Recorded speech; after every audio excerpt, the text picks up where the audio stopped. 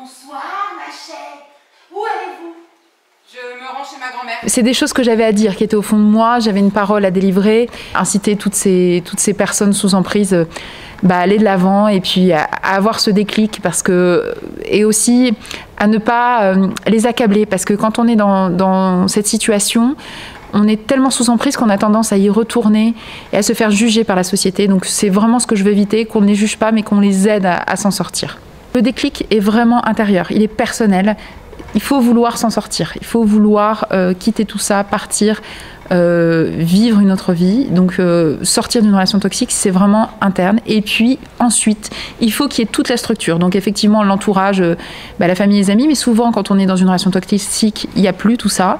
Et c'est à la société de prendre aussi en charge ces personnes et de savoir comment les prendre en charge. Donc aussi bien au niveau des soins, des hôpitaux que des commissariats.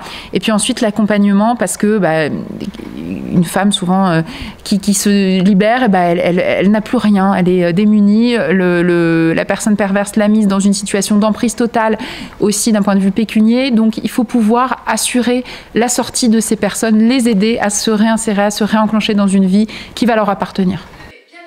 On a beaucoup de femmes qui viennent parler en public. J'ai eu aussi des enfants de personnes violentées ou de pervers qui m'ont remercié d'avoir mis des mots sur ce qu'ils avaient vécu. Et ça, je ne m'y attendais pas, en fait, je ne l'avais pas mis dans mon chemin de pensée. Et puis, il y a aussi des hommes qui viennent m'expliquer qu'ils ont vécu ce dont je parle, parce qu'il y a aussi des hommes violentés, ça arrive, donc voilà. Généralement, c'est un petit peu plus compliqué aux hommes de se livrer en public. Ils font ça de façon plus intime, plus en direct avec moi, alors que les femmes, finalement, osent prendre la parole en public et parler, dire les choses, dire ce qu'elles ont vécu. Il faut se libérer et que c'est beaucoup plus beau après, même si ça n'est pas simple. Voilà, le chemin après la libération est bien meilleur, donc ça vaut le coup.